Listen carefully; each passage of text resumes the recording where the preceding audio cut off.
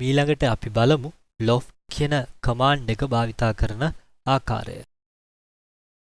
මෙම loft command එක භාවිතා කර පුළුවන් මේ ආකාරයේ shape එකක්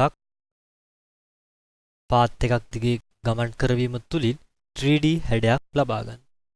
අපි බලමු කොහොමද ඒ කරන්නේ කියලා.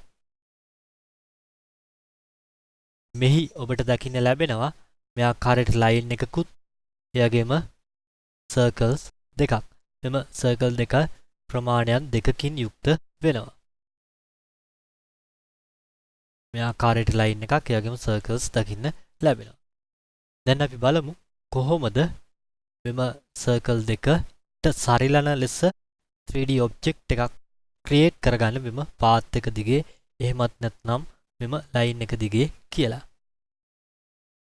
මේ සඳහා ඔබට පුළුවන් modeling tool palette එක තුල තිබෙන loft කියන command එක භාවිතා කරන්න.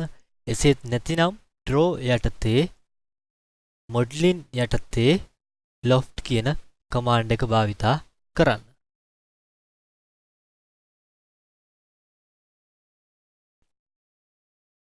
ඉන්පසු ඔබ විසින් select කළ යුතු වෙනවා මේ ආකාරයට මෙම circle දෙක. ඔබට මෙම අතරමැද උනත් තවත් circle හෝ වෙනත් හැඩයන් ඇඳ ගන්න උනත් පුළුවන්. ඉන්පසු මෙම circle දෙක select කර enter කළ යුතු වෙනවා. ඉන්පසු ඔබට පුළුවන් enter an option යටතේ අපි path එක select කරන නිසා P type කර enter කරන්න. ඉන්පසු ඔබට පුළුවන් මේ ආකාරයෙන් path එක select කර ලබා දෙන්න. දැන් ඔබට මේ අයුරින් 3D object එකක් create වීම දකින්න ලැබෙනවා. ඔබට පුළුවන් view වල visual styles යටතේ conceptual භාවිතා කර මේ ආකාරයට එම 3D object එක දැක ගන්න. මේ ආකාරයට ඔබට ඉතාමත් පහසුවෙන්